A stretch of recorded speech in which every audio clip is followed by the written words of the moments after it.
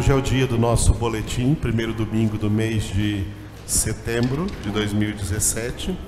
Chegamos aí no Efésios, capítulo 3, versículo 10. O nosso boletim de hoje, então, é referente ao versículo 10 aí de Efésios, capítulo de número 3.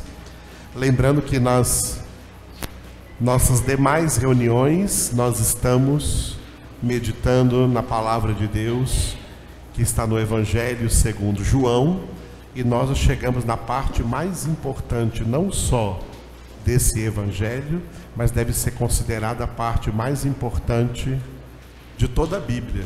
Essa parte de João, capítulo 13 até o 17, e é nela que nós já entramos, amém? Quarta-feira nós vamos encerrar o capítulo 13, já vamos encerrar quarta-feira o capítulo 13 de João, sábado que vem então já no capítulo 14.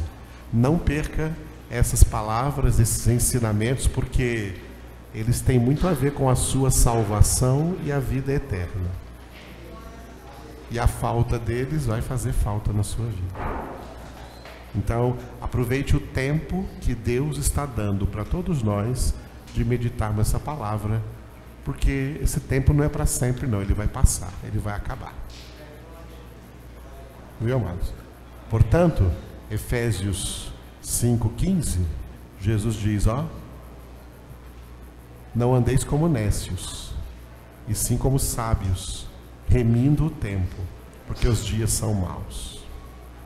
Então, aprenda a aproveitar o que Deus tem nos dado aqui a cada reunião. Aleluia. Use os dias que não tem reunião para você colocar seus outros compromissos em dia, para que nos dias que você tem reunião, congregação, você esteja aqui tratando das coisas da sua salvação e das coisas da vida eterna. Não sou eu que estou exortando você, não, é Jesus. Viu? Glória a Deus. Então, como hoje nós vamos ler, vamos meditar aqui em tudo que está escrito no versículo 10, nós vamos primeiramente ler na palavra aí de 1 a 10, amém? Então abra na sua Bíblia Efésios, capítulo 3, nós vamos ler de 1 a 10. Por esta causa, eu, Paulo, sou prisioneiro de Cristo Jesus, por amor de vós, gentios, se é que tendes ouvido a respeito da dispensação da graça de Deus, a mim confiada para vós outros. Pois, segundo uma revelação, me foi dado conhecer o mistério, conforme escrevi há pouco, resumidamente, pelo que, quando ledes, podeis compreender o meu discernimento do mistério de Cristo, o qual, em outras gerações, não foi dado a conhecer aos filhos dos homens, como agora foi revelado aos seus santos apóstolos e profetas no Espírito, a saber que os gentios são co-herdeiros, membros do mesmo corpo e coparticipantes da promessa em Cristo Jesus, por meio do Evangelho, do qual fui constituído ministro, conforme o dom da graça de Deus a mim concedida, segundo a força operante do seu poder.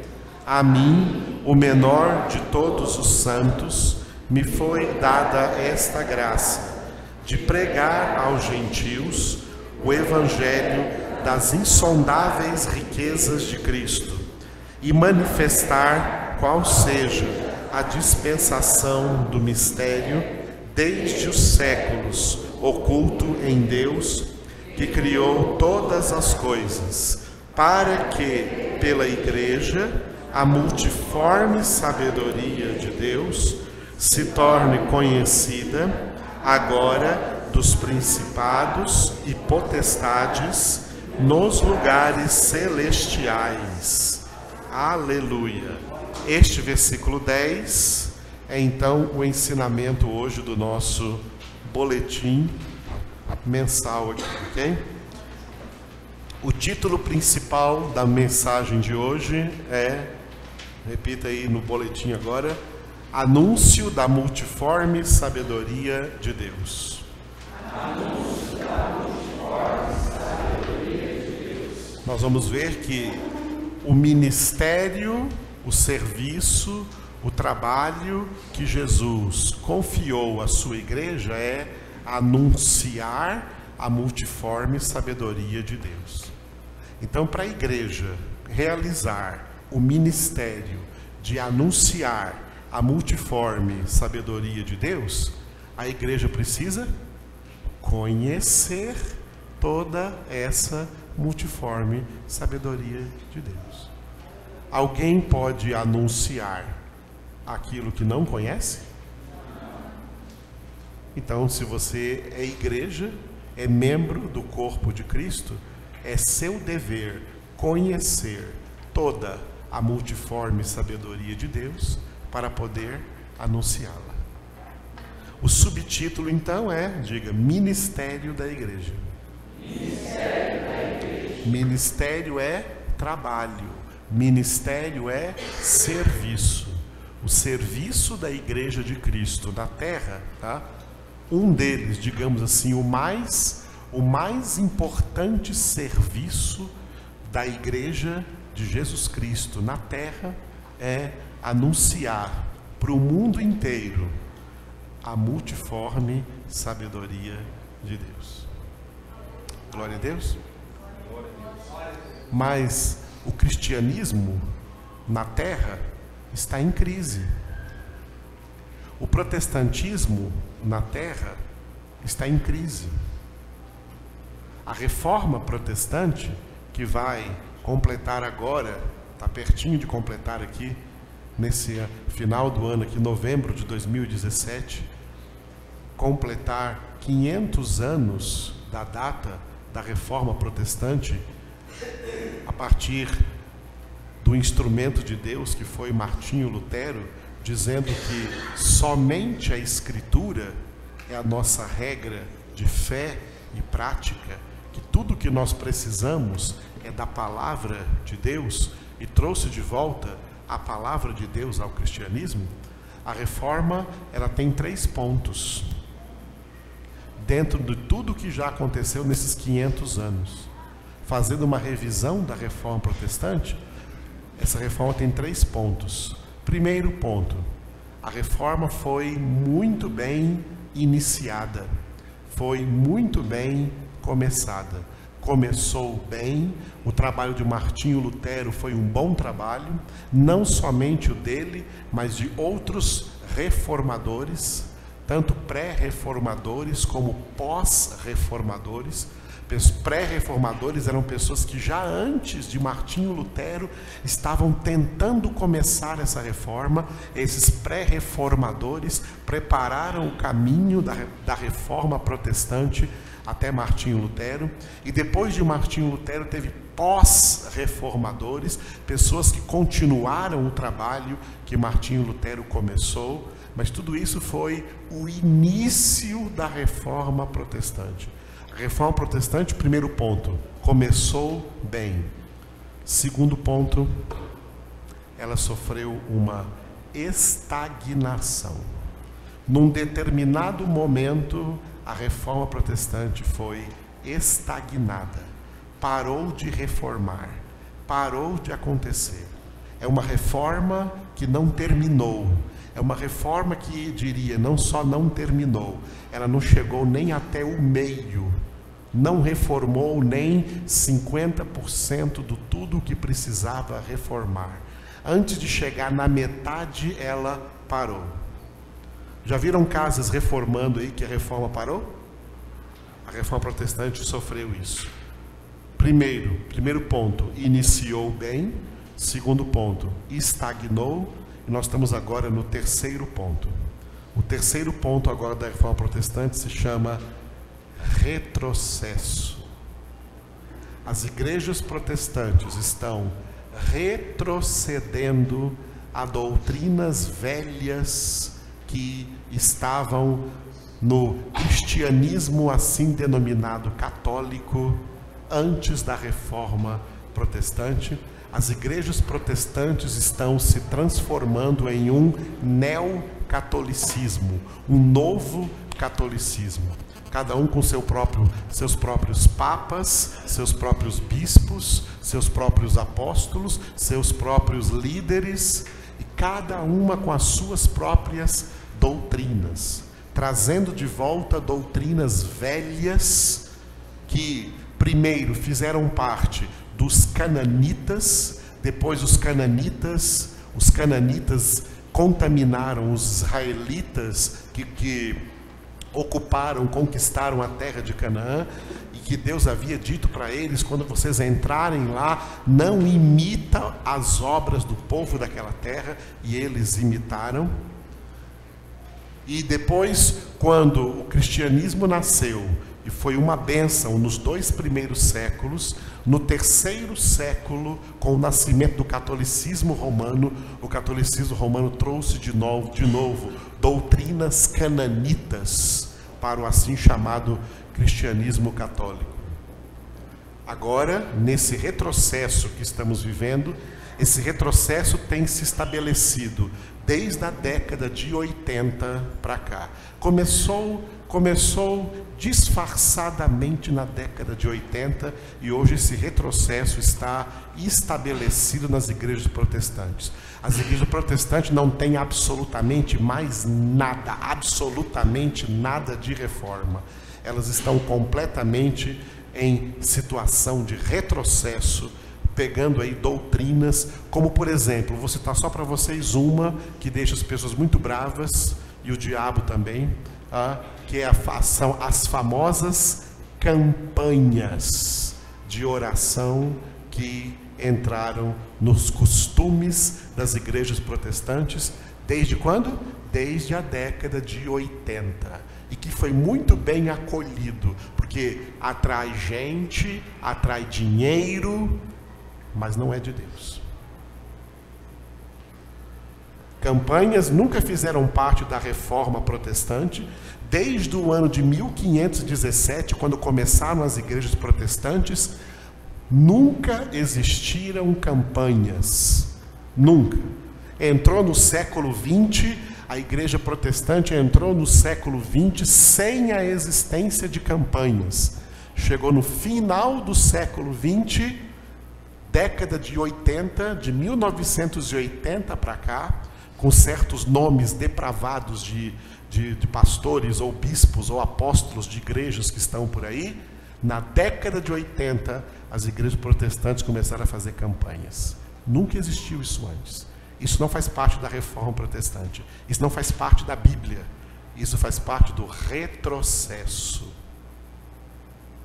As campanhas fazem parte do mesmo culto cananita.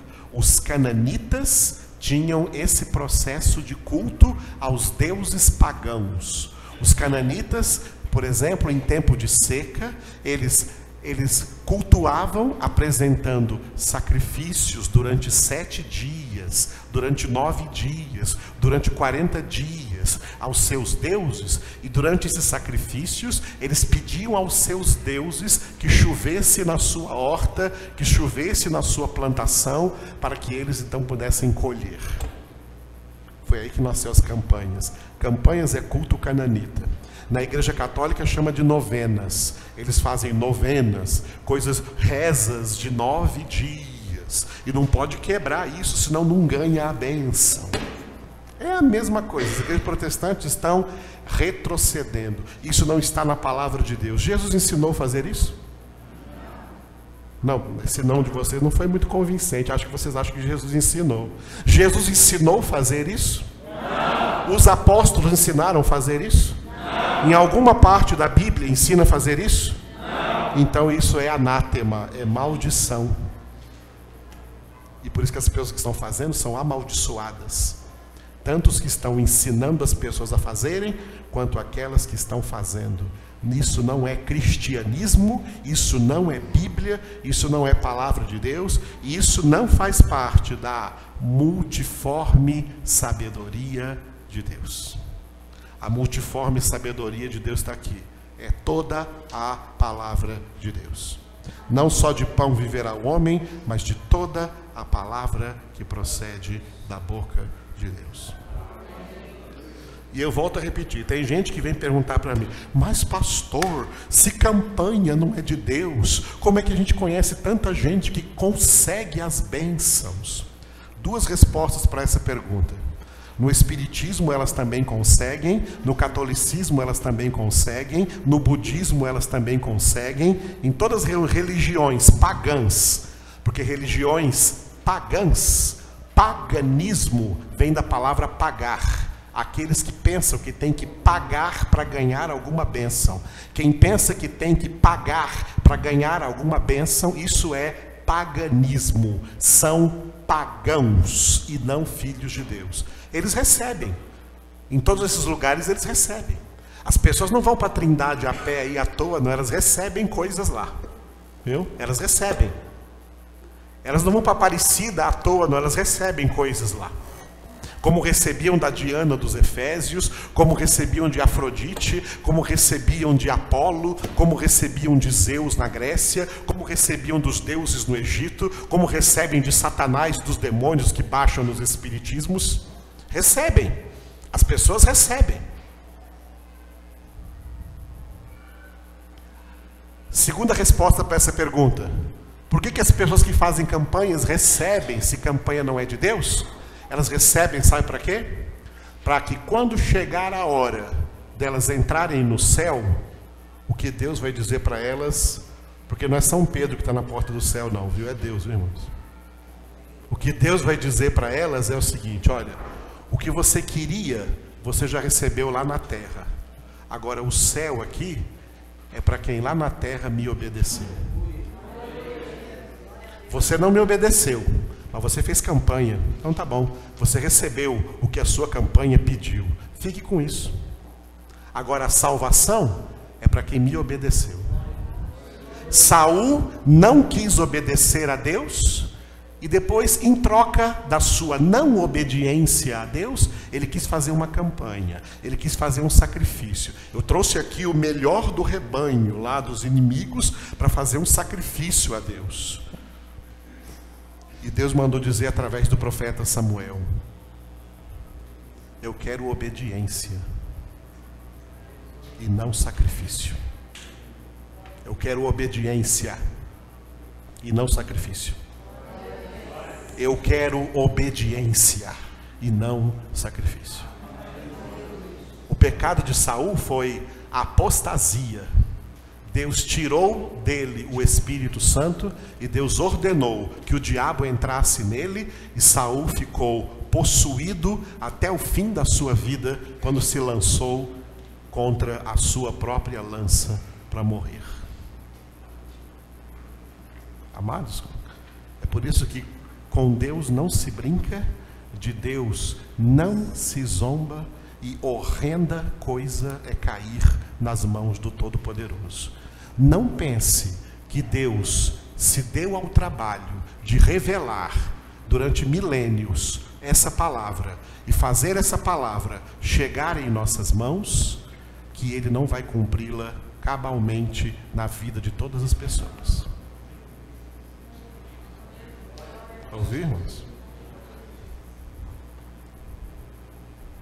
Não pense, tá, que Deus vai desconsiderar, tá, desconsiderar o castigo para quem está desobedecendo a sua palavra, e pior, para gente que desobedece a palavra, criando doutrinas, inventando campanhas, inventando heresias e dizendo que é Deus que está mandando fazer isso, que isso é uma coisa de Deus, porque dá certo, porque as pessoas recebem. Aí vem aquelas igrejas que não tem palavra e é todo mundo dando testemunho no microfone. Ai, a minha unha estava encravada e foi curada. Ah, não sei o que, blá blá blá. Oh, maravilha. Amados, desviaram-se da verdade, não entenderam o Evangelho de Cristo Jesus. Por isso a Reforma Protestante vive um retrocesso. Infelizmente, a maioria dos que estão nas igrejas protestantes não são crentes de verdade. São místicos, sincréticos, religiosos, fariseus, hipócritas, duas caras. Mas pessoas de Bíblia, pessoas que meditam na palavra de Deus de dia e de noite e obedecem a Deus, são raras. São aqueles que Jesus mesmo chamou de poucos escolhidos. Porque muitos são chamados, mas poucos escolhidos. Mateus 22:14. Eu não sei você, mas eu quero ser um dos poucos escolhidos. Não sei você, eu quero ser dos poucos escolhidos. É por isso que eu mergulho a minha vida na palavra de Deus. Todos os dias. Aleluia. Para que conheça o máximo possível dessa multiforme sabedoria de Deus. Aleluia. Então vamos seguir o boletim. Isso aqui foi só uma introdução aí, né? Para entendermos como a igreja ficou longe desse ministério por retroceder para tanta coisa antibíblica, por coisas que não são parte da sabedoria de Deus. Relendo o texto que está aí agora no boletim, Efésios 3:10, para que pela igreja a multiforme sabedoria de Deus se torne conhecida agora dos principados e potestades nos lugares celestiais. Leiam.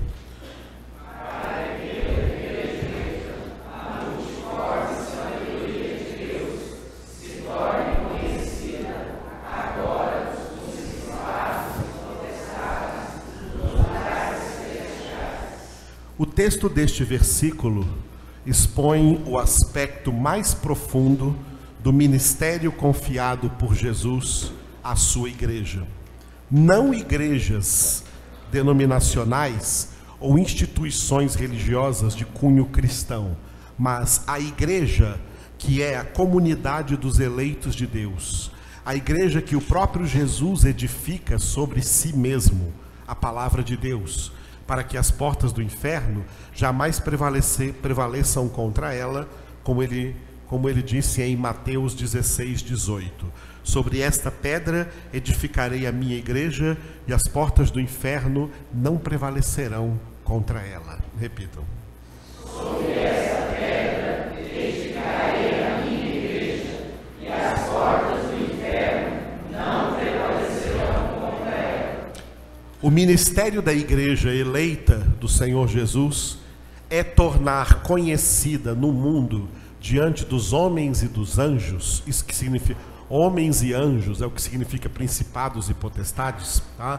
Diante dos homens e dos anjos, a multiforme sabedoria de Deus.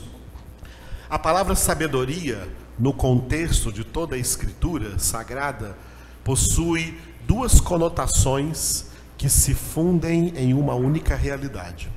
Primeira conotação é a conotação pessoal, mediante a qual é de fundamental importância entender que a sabedoria de Deus é a própria pessoa de Jesus, o Filho de Deus, o Verbo de Deus, a palavra viva e eficaz, pela qual ele criou e sustenta todo o universo.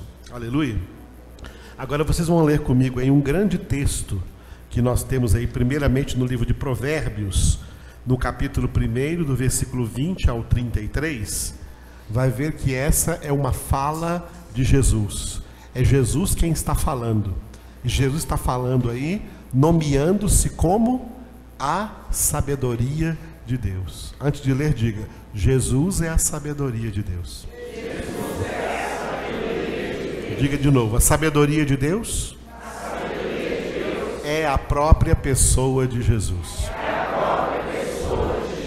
Olha o que essa sabedoria, olha o que Jesus está falando aqui. Falando não, olha só, o que ele está gritando. Vamos ler juntos? Leiam comigo então. Grita na rua a sabedoria, nas praças levanta a voz. Do alto dos muros clama, à entrada das portas e nas cidades profere as suas palavras. Até quando, ó nécios, amareis a necessidade? E vós, escarnecedores, desejareis o escárnio? E vós, loucos, aborrecereis o conhecimento? Atentai para a minha repreensão. Eis que derramarei copiosamente para vós outros o meu espírito, e vos farei saber as minhas palavras. Mas porque clamei, e vós recusastes, porque estendi a mão, e não houve quem atendesse, antes rejeitastes todo o meu conselho, e não quisestes a minha repreensão, também eu me rirei na vossa desventura, e em vindo o vosso terror, eu zombarei. Em vindo o vosso terror como a tempestade, em vindo a vossa perdição como redemoinho, quando vos chegar o aperto e a angústia. Então me invocarão, mas eu não responderei. Procurar-me-ão, porém não me hão de achar. Porquanto aborreceram o conhecimento e não preferiram o temor do Senhor, não quiseram o meu conselho e desprezaram toda a minha repreensão. Portanto, comerão do fruto do seu procedimento e dos seus próprios conselhos se fartarão.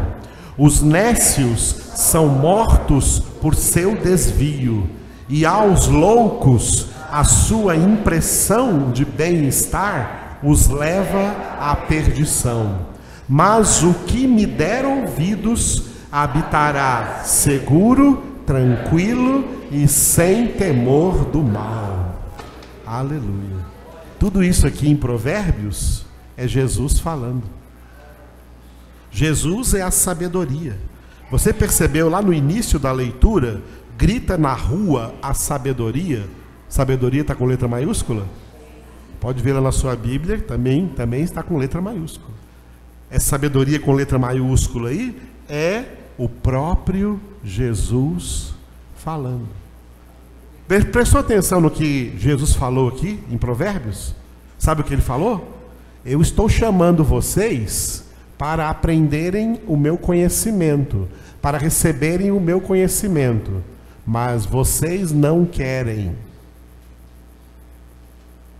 Vocês não querem.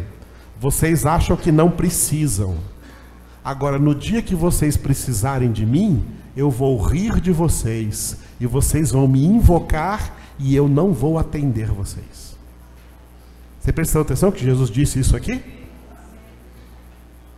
Quando eu chamei vocês para ensinar a minha sabedoria, para ensinar o meu conhecimento, vocês não quiseram. Agora também, quando vocês estiverem precisando de mim e me invocarem, eu não vou atendê-los. É causa e efeito, amados. Entendeu? É causa e efeito.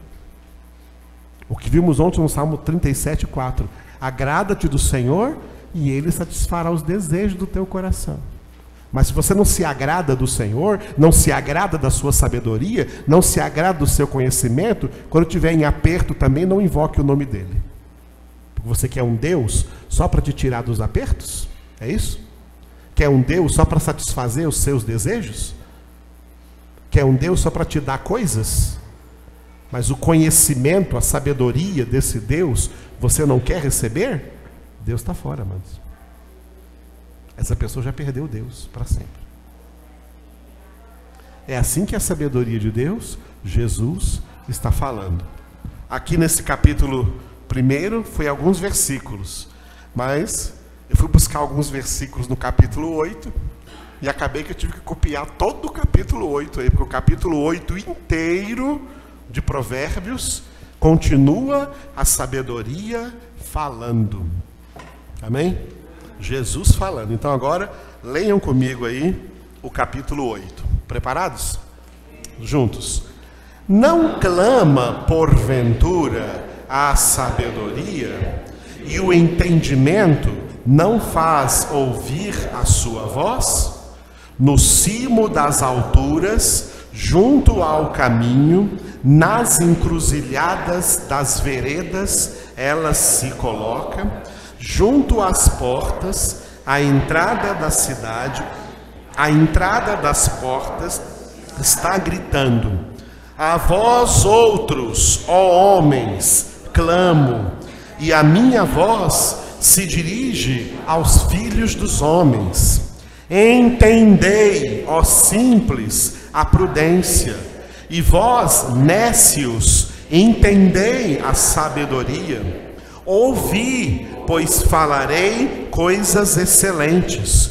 Os meus lábios proferirão coisas retas, porque a minha boca proclamará a verdade. Os meus lábios abominam a impiedade. São justas todas as palavras da minha boca. Não há nelas nenhuma coisa torta nem perversa. Todas são retas para quem as entende e justas para os que acham o conhecimento. Aceitai o meu ensino e não a prata, e o conhecimento antes do que o ouro escolhido, porque melhor é a sabedoria do que joias, e de tudo o que se deseja, nada se pode comparar com ela. Eu, a sabedoria, habito com a prudência, e disponho de conhecimentos e de conselhos. O temor do Senhor consiste em aborrecer o mal, a soberba, a arrogância, o mau caminho e a boca perversa, eu os aborreço. Meu é o conselho e a verdadeira sabedoria. Eu sou o entendimento, minha é a fortaleza. Por meu intermédio reinam os reis e os príncipes decretam justiça. Por meu intermédio governam os príncipes, os nobres e todos os juízes da terra. Eu amo os que me amam, os que me procuram me acham. Riquezas e honra estão comigo, bens duráveis e justiça. Melhor é o meu fruto do que o ouro refinado, e o meu rendimento melhor do que a prata escolhida. Ando pelo caminho da justiça, no meio das veredas do juízo, para dotar de bens os que me amam e lhes encher os tesouros. O Senhor me possuía no início de sua obra, antes de suas obras mais antigas. Desde a eternidade fui estabelecida, desde o princípio, antes do começo da terra, antes de haver abismos, eu nasci, e antes ainda de haver fontes carregadas de águas, antes que os montes fossem firmados, antes de haver outeiros, eu nasci.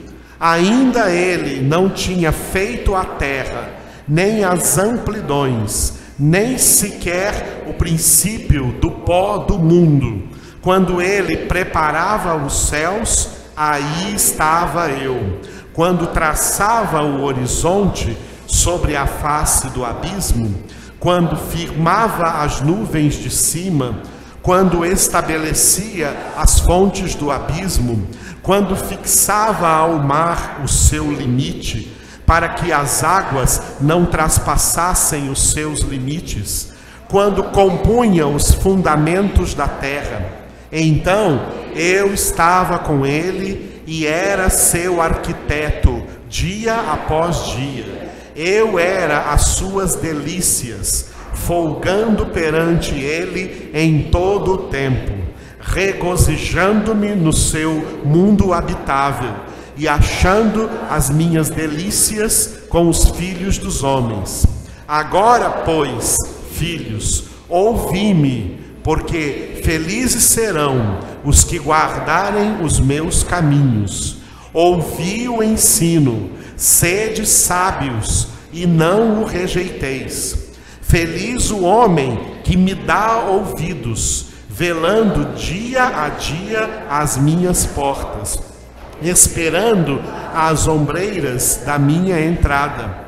Porque o que me acha, acha a vida e alcança o favor do Senhor. Mas o que peca contra mim, violenta a própria alma. Todos os que me aborrecem amam a morte. Todo o capítulo de Provérbios 8. Aleluia, amados. Todo esse capítulo é Jesus falando. E quando ele fala do Senhor aqui, esse Senhor é o Pai. Porque Jesus é o Deus unigênito, gerado no seio do Pai. Como está escrito em João 1,18. Ninguém jamais viu a Deus, o Deus unigênito que está no seio do Pai foi quem o revelou. Ele estava com o Pai o tempo todo, arquitetando toda a criação, ainda antes que a criação começasse. E eu quero exaltar aqui duas palavras que Jesus falou aqui. Uma delas, aqui aí não estão os versículos enumerados, está o texto completo, mas eu quero aí, bem lá no meio, se vocês se encontrarem aí, ó, Jesus diz assim, ó: eu amo os que me amam, os que me procuram, me acham. Acharam essa frase aí? No meio? Ah? Então repita aí, eu amo os que me amam. Eu amo os que me amam. Jesus ama todo mundo? Pensei que vocês iam dizer que sim, né? Jesus ama todo mundo. Ele está dizendo que não. Ele está dizendo que não. Jesus está dizendo aqui, ó: eu amo os que me amam. Quem são os que amam Jesus? João 14, 23. Quem me ama, guardará a minha palavra, e meu Pai o amará, e viremos para ele, e faremos nele a nossa morada. Deus faz todas as coisas cooperarem para o bem de todo mundo? Mas dos que o amam. O céu é o lugar onde até agora nem olhos viram, nem ouvidos ouviram, nem o coração humano imaginou. O que Deus tem preparado para todo mundo? O que Deus tem preparado? Para aqueles que o amam. Ele diz aqui, ó: eu amo os que me amam. Ok? Quando você pregar um evangelho por aí, para de dizer para as pessoas: Jesus te ama, viu? Pode parar. Pode parar de dizer isso, está mentindo para elas. Diz para elas assim: Jesus te odeia.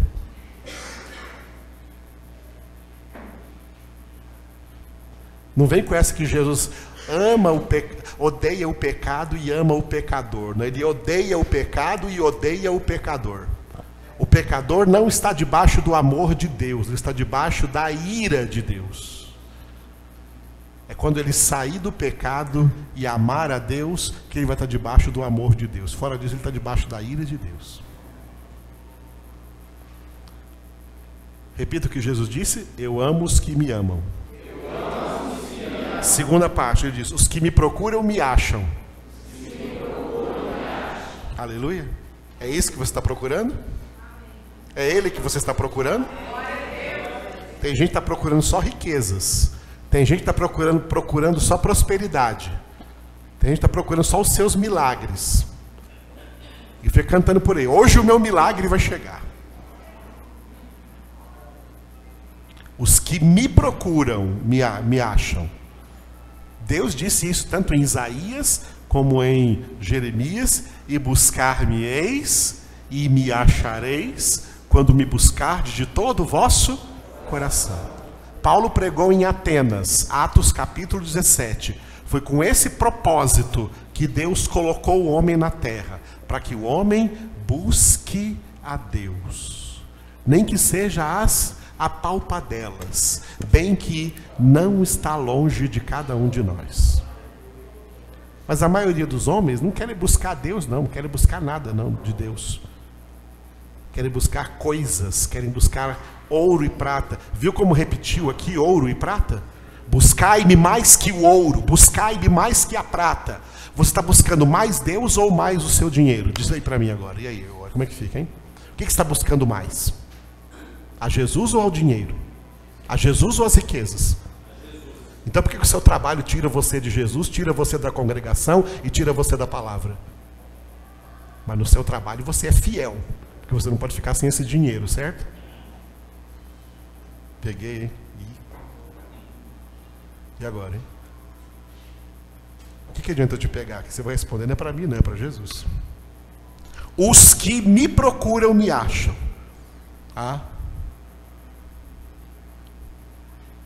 Então, não é ouro e prata não, mas é Jesus. E no final de todo esse texto aí, de João 8, ele diz assim, lá, já no finalzinho ali, na penúltima linha, está escrito: o que me acha, acha a vida. Acharam isso aí? Diga, porque o que me acha, acha a vida. Aleluia. Jesus é a vida. Ele disse isso, eu sou o caminho, a verdade e a vida. Quem achou Jesus, acha a vida.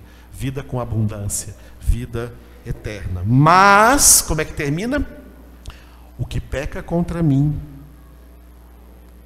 violenta a própria alma. Leia só essa frase aí. Mas o que peca contra mim, violenta a própria alma.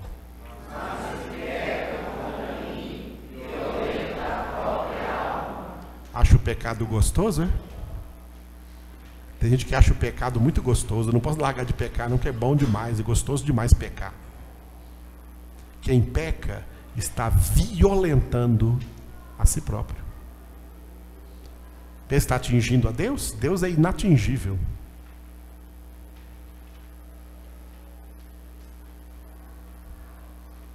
Deus é intocável, intangível. Deus é santo. Quem peca, prejudica a si próprio. Quem peca, prejudica a sua própria alma. O melhor conselho que Jesus deu uma vez foi para uma mulher: vai e não peques mais, porque o pecado causa dano a você mesmo. Seja santo. A Bíblia diz: sede santos, porque o pecado só causa dano a você mesmo. E o final: todos os que me aborrecem, repita, todos os que me aborrecem amam a morte. O verbo aborrecer aí não é aborrecer. O verbo aborrecer aí é odiar. Todos os que me odeiam amam a morte. Aleluia, amados. É por isso que os verdadeiros pregadores nunca pregaram assim: Jesus te ama. Nunca pregaram assim: Deus te ama. Eles pregavam sempre assim: arrependei-vos, convertei-vos, mudem de vida. O que você está fazendo é errado. Você não pode estar casado com essa mulher. Agora, hoje os pregadores pregam: Deus ama você, Jesus ama você. Então posso ficar casado com essa mulher? Pode. Pode ficar casado com esse homem, com esse homem? Pode. Ele ama também. É porque Deus é amor. Amados, Deus é amor. Mas esse amor é reservado para os que o amam. Quem não ama a Deus, ama a morte. Está debaixo da ira de Deus. Essa é a verdade, que não é pregada mais por aí hoje, do jeito que estão as igrejas. Aleluia. Continuando então, terminando o nosso boletim. A primeira conotação então, recordando, foi grande aí, né? Primeira conotação: a sabedoria é o próprio Jesus, a conotação pessoal. Segunda, a conotação doutrinal. mediante a qual é de fundamental importância entender que a sabedoria de Deus é a totalidade de todo o conteúdo de princípios, verdades, doutrinas, mandamentos e conceitos que perfazem todo o conhecimento de Deus e definem como tal a vida eterna. João 17,3, Jesus orou: e a vida eterna é esta, que te conheçam a ti, o único Deus verdadeiro, e a Jesus Cristo, a quem enviaste. Repitam. E a vida eterna é esta, que te conheçam a ti, o único Deus verdadeiro, e a Jesus Cristo, a quem enviaste. Aleluia. Vida eterna, portanto, é conhecer a Deus. Quem não gosta de conhecimento não tem vida eterna, tem condenação eterna.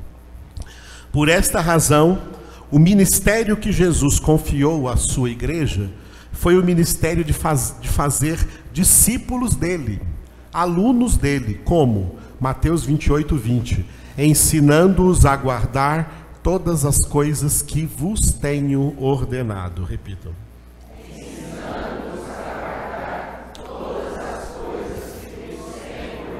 O que são todas essas coisas? Toda a multiforme sabedoria de Deus. Portanto, Jesus é a própria sabedoria de Deus, tanto em pessoa como em conteúdo a ser aprendido, ensinado, conhecido e vivido por todos quantos hão de ser por Deus recolhidos na glória celestial para continuar a conhecê-lo por toda a eternidade. Aleluia? Repita, toda a sabedoria de Deus que está aqui na Escritura, repita, deve ser, todo esse conteúdo deve ser, diga, aprendido, ensinado, conhecido e vivido.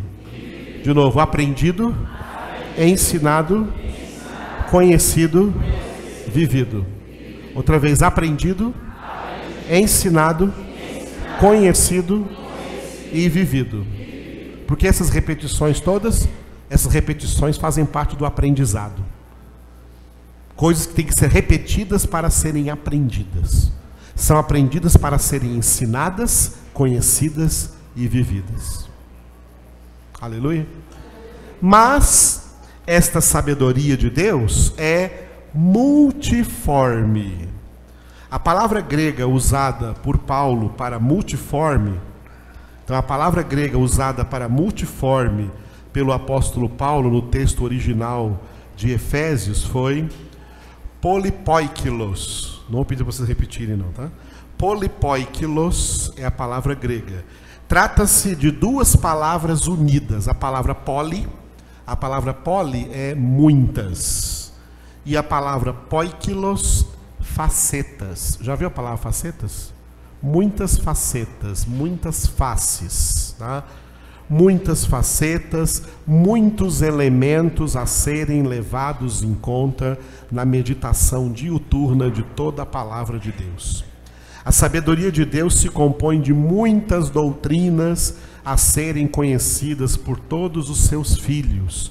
Por isso, um versículo que resume bem todo esse conteúdo da Bíblia é Hebreus 5:11, onde está escrito: a esse respeito, temos muitas coisas que dizer e difíceis de explicar, porquanto vos tendes tornado tardios em ouvir. Repitam.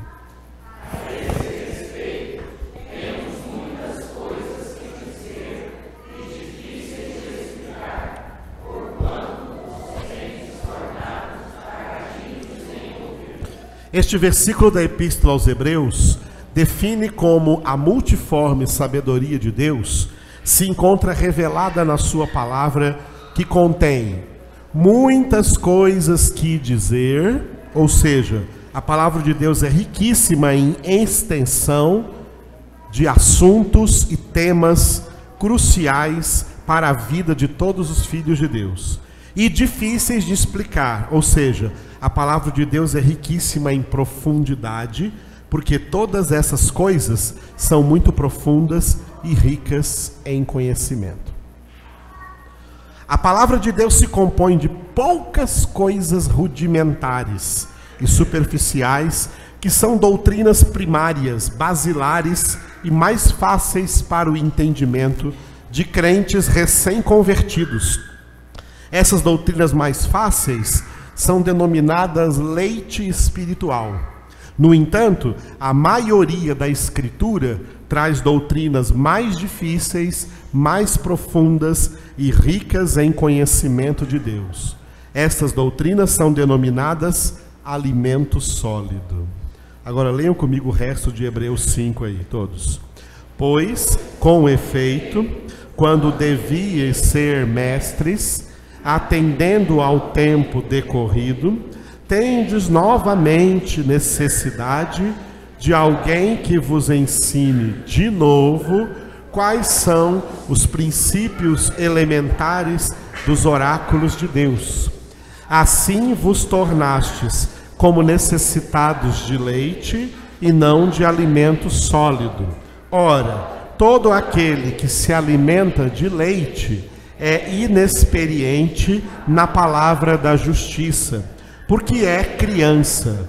Mas o alimento sólido é para os adultos, para aqueles que pela prática têm as suas faculdades exercitadas para discernir não somente o bem, mas também o mal. Aleluia? Hebreus 5, de 12 a 14. Então, ó, leite espiritual, olha aqui, ó. Leite espiritual é aqui atrás, ó. Para as crianças que estão aqui na salinha, tá vendo? É o leite espiritual que está sendo servido para elas. A salinha aqui, amados, não é para descansar vocês aí, pais e mães. Você não merece descanso de filho, não. Pai não merece descanso de filho, não. Pai tem a obrigação de cuidar de filho até a morte. Tá entendendo?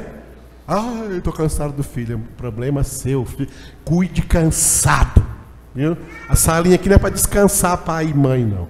A salinha aqui é oferecer uma oportunidade de dar a eles um leite espiritual, que é obrigação sua dar todos os dias na sua casa. Se não der, está falhando. A igreja aqui tenta fazer um pouquinho a mais para ajudar o que você está fazendo em casa, criando os seus filhos na palavra de Deus. Esse é o objetivo aqui da salinha. Aqui não é playground, não. Mas é para ensinar o leite espiritual. E do lado de cá, dessa parede para cá, eu entendo que vocês são adultos. Então receba alimento sólido. Viu? Aqui nós temos rodízio de churrasco espiritual para vocês. Viu? Todas as partes da palavra profunda. E eu quero que você coma essa palavra e cresça e seja maduro em Cristo Jesus. Do lado de cá eu não aceito mais infantilidade espiritual e imaturidade espiritual. Ou vocês crescem ou crescem. Porque quem não cresce vai ser condenado. Tá? A palavra de Deus leva para o que Pedro chama em 1 Pedro capítulo 2 de crescimento para a salvação. Significa que quem não cresce não tem salvação. Então cresça. E material para você crescer está sendo fornecido aqui por nós em nome de Jesus. Glória a Deus. Paulo escreveu aos Coríntios lamentando que vocês também já deveriam ser homens espirituais, crescidos na fé, mas eu estou decepcionado porque vocês são ainda crianças espirituais. Olha o que ele escreveu para os Coríntios, leia comigo aí. Eu, porém, irmãos, não vos pude falar como a espirituais, e sim como a carnais, como a crianças em Cristo.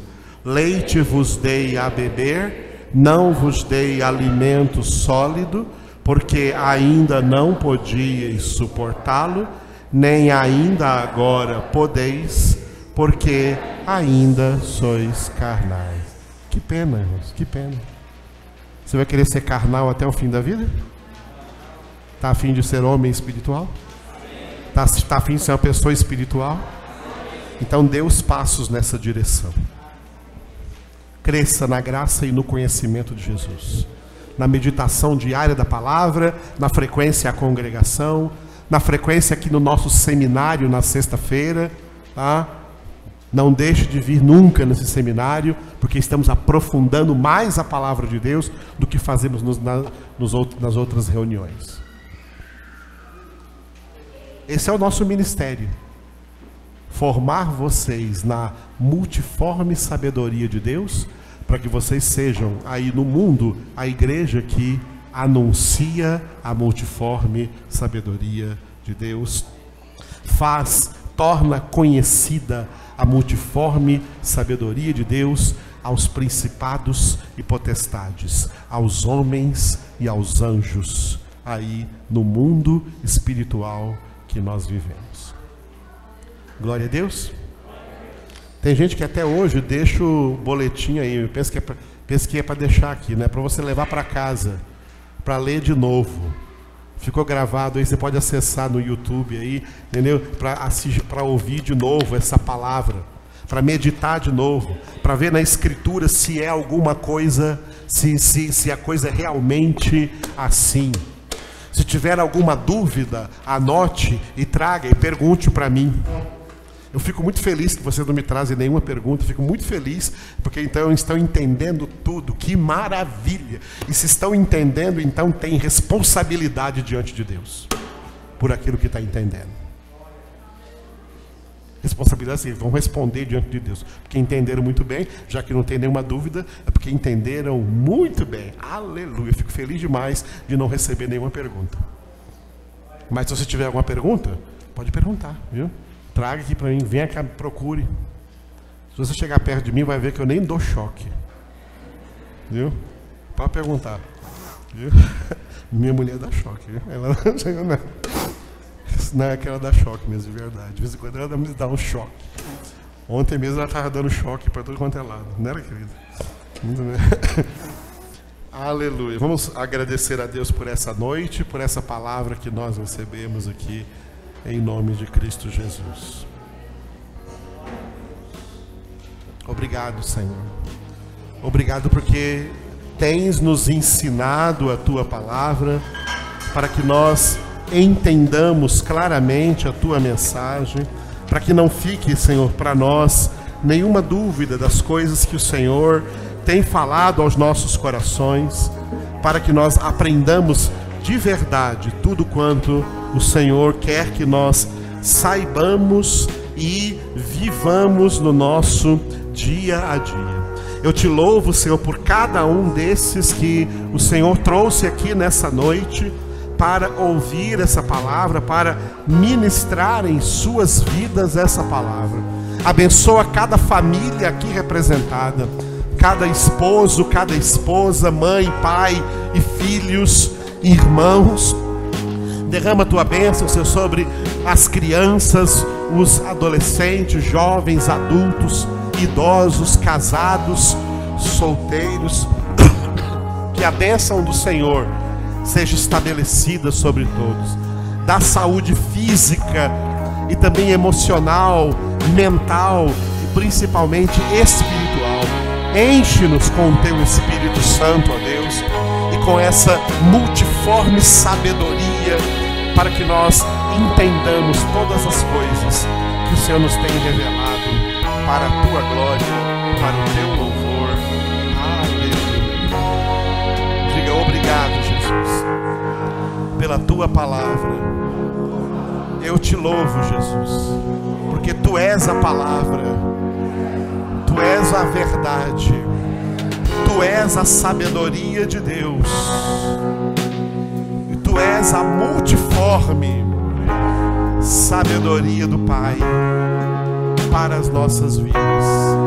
Ilumina-nos com essa sabedoria, esclareça-nos, amadureça-nos, leva-nos a crescer